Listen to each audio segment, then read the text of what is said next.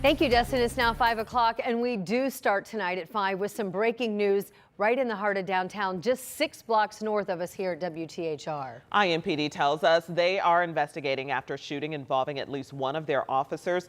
Let's get straight to the scene. Here's a live look at what's happening right now. Yeah, so 16th Street and Meridian is where this is going down. As you can see, you know this intersection well. It's where the McDonald's, the CVS, we got Walgreens on the left side of this screen there. And then you also have WFYI TV is right across the street from the McDonald's. And it looks like the heart of this activity is going on right now, primarily around that CVS parking lot, which is on the southeast corner of 16th and Meridian right now. We do have a crew who's there. Chase Howell is on the scene gathering some information, and we're going to check in with him as soon as he has learned more about what's happening and what's underway right now as we follow a breaking news here in downtown Indianapolis. Police activity there. We have a shooting, and as soon as we know more, we'll bring it to you not only on this newscast, but also on all WTHR platforms, including our mobile app.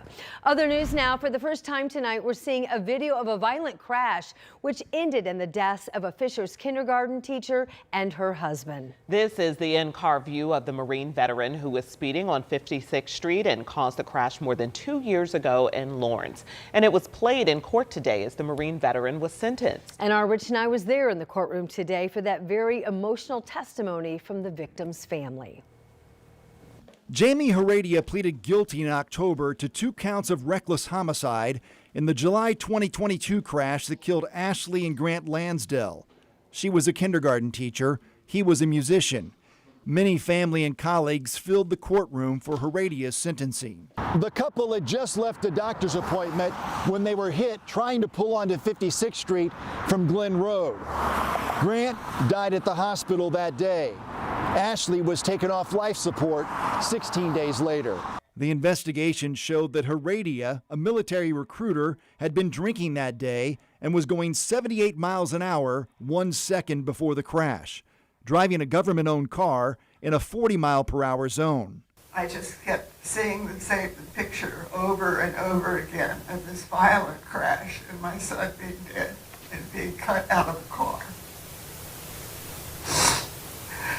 I find now that I'm isolating myself more and more since I have nothing positive to share with friends and people around me. Heredia had another Marine come and remove alcohol containers from his car before police arrived. I'm sad and disappointed that a Marine who I would normally hold in the highest respect would have covered up information and act so carelessly and recklessly. You took a son, a brother, a husband, a father, an uncle, a teacher, a comedian, a mentor and a friend to countless others. And in many ways, the worst thing you did was to take his music away from the world. 11 July was the day that the music died, for all of us. Heredia asked the families to forgive him and asked the judge for home detention to be with his 2 children and pregnant wife. After the accident, I asked God why I lived and didn't die. It would probably have been better if I had died. I had not only destroyed someone else's family, but I also destroyed mine, my wife, my 2 small children. I hated myself. I was ashamed. The judge sentenced Heredia to 5 years in prison plus 3 years probation. You never get what you want to. That's the best we got. We got to move on with our lives. And he did admit to killing 2 wonderful people. And to get that time is the best we can get. The prosecution asked for 8 years in prison. In Indianapolis, Rich and I, 13 News. That's a tough one. Tonight, a Hamilton County widow is suing Indianapolis Metro Police after her 83-year-old husband died following a crash during a police chase. It all started back in April when Metro Police say an officer saw a person shoot a woman near Bertha Ross Park and then get into a Jeep and leave the area. Some other officers nearby saw the Jeep and chased it. The chase then ended with a crash at the intersection of East 49th Street and Carville Avenue. Court documents state James Collins was in an Uber when the driver of the Jeep slammed into Collins' Uber. Collins died from his injuries a couple months later in June. The Marion County prosecutor charged the driver of the Jeep with resisting law enforcement and reckless driving causing bodily injury. And tonight, legal action against an Eastside apartment complex. The Indiana Attorney General says the owners of Hubbard Gardens has failed to provide livable conditions for its residents. Tonight, our Marion County reporter Lauren Kostick went out to the property. That's where residents describe months of sewage floods. And as a warning, some may find some of these images unsettling. Oh, my old apartment, it flooded. Every day I just 20 buckets a day. Isaiah Mance has lived at Hubbard Gardens for 3 years. If you've seen some of these houses, some of these apartments, you probably die. It's that bad. While out there, residents shared several photos with 13 News of sinks overflowing, black mold, and dumpsters spilling into the parking lots. It really ain't safe for people, to be honest with you. They say it is, but it ain't. It really ain't. The Indiana Attorney General agrees. On Thursday, filing a lawsuit against the owners of the East Side complex, citing repeated sewage floods and a lack of repair work. That's on top of more than 240 complaints to the Marion County Health Department since 2018. 13 News also reached out to the ownership group multiple times for comment, but did not hear back. Right now, the Attorney General is also asking for more tenants to come forward. We have a link to file a complaint on our website at WTHR.com. In Indianapolis, Lauren Kostick, 13 News. Thank you, Lauren. And coming up as our news continues tonight, hear from another tenant living there who describes the living conditions as a nightmare. At one point, finding a mouse in her kitchen sink. Coverage continues ahead at 6. Well, tonight, a federal appeals court is upholding an Indiana law banning gender transition treatment for minors. The 7th Circuit Court of Appeals allowed the law to take effect in February while it considered a challenge by families of transgender children and healthcare providers. At last check, the ACLU had not responded to NBC's request for comment on the decision. Indiana is one of 26 states restricting gender transition treatment for minors.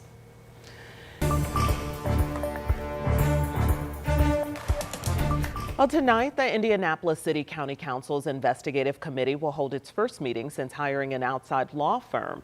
The committee's members are looking into the handling of sexual harassment complaints by Mayor Hogsett's administration and his campaign.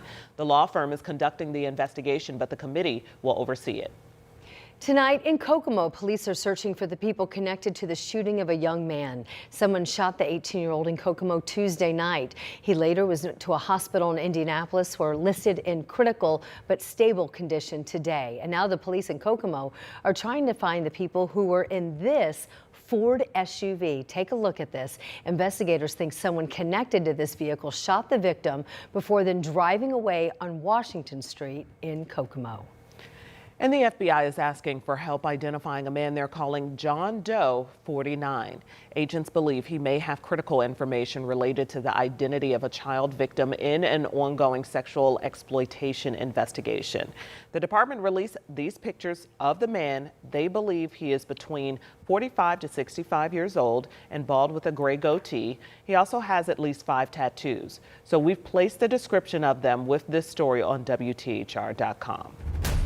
We do have breaking news happening right now. In fact, just 37 minutes since shots fired downtown at 16th and Meridian. And right now there is a heavy police presence involving a shooting that involved IMPD. This is near the CVS store downtown. Yes, 16th and Meridian. So Chase Howell is actually live there. He has the latest from police. What have you learned, Chase? Felicia, Anne-Marie, we have yet to hear from police, but what we know, this is an officer-involved shooting. Now, I want to show you the scene behind me. As you can see, the primary investigation is focused at the drive-through area. That's where police have spent most of their time. That's right off of 16th and Meridian, like you just said, Felicia. And this is what I heard from a woman who says she was in the McDonald's drive-through when she heard several loud popping noises. And she says when she pulled up to see what was going on, she saw us officers just swarm in, again, right by that drive-through area, and saw one of those officers dragging someone to safety behind one of those police cars. We don't know who that person is, again, because we haven't heard from police yet, but we did have an officer who is the public information officer just step over here to give us some of that information. We don't know if he's quite ready yet, but what we do know, what I can confirm again, is that this is an officer-involved shooting. We don't know who was shot, what their condition is. But again, it happened right here at this drive-through behind this CVS on 16th and Meridian. For those watching from home or watching from work, if you're heading to the area, avoid it. Take an alternate route because, again, traffic is blocked off at 16th and Meridian. You can take Illinois, you can take Delaware down, you can take Pennsylvania. Again, just avoid this area at 16th and Meridian. At the CVS, officer-involved shooting. We're expected to learn more, and we'll bring you that information when we get it back. All right, so that's some really good advice. So do keep in mind if you travel in that area, east and westbound, 16th Street impacted at Meridian. Meridian Street closed in both directions. We could see that from a wider shot that we showed you just minutes ago. And as Chase Howell, who's, thank you so much, Chase, you can go see what more you can find there. We'll check back when you do get more. You can, alternate routes would be Capitol, Illinois, Delaware, and Pennsylvania, north-south streets downtown. We'll have the latest information throughout this newscast and, of course, on our mobile app and all WTHR platforms. Angela.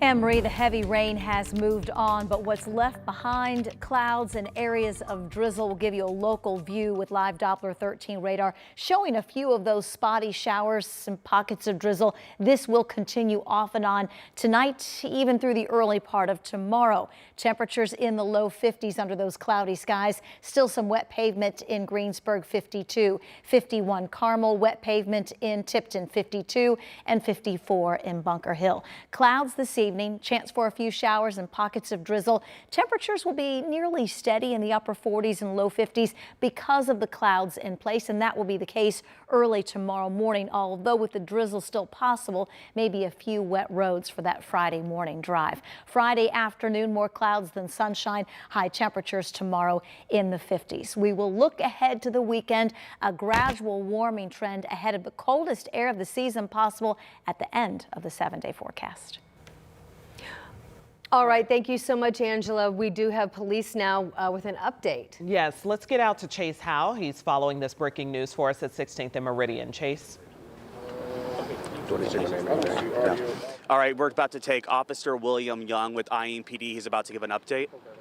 Certainly a difficult situation, not only for our officers, for the community as you travel home. Just after 4 p.m., officers of the IMPD North District responded to a check the welfare of a person inside of a vehicle at a drive-through. Those officers arrived who were working this particular beat. At some point, the driver of that vehicle struck one of the officers.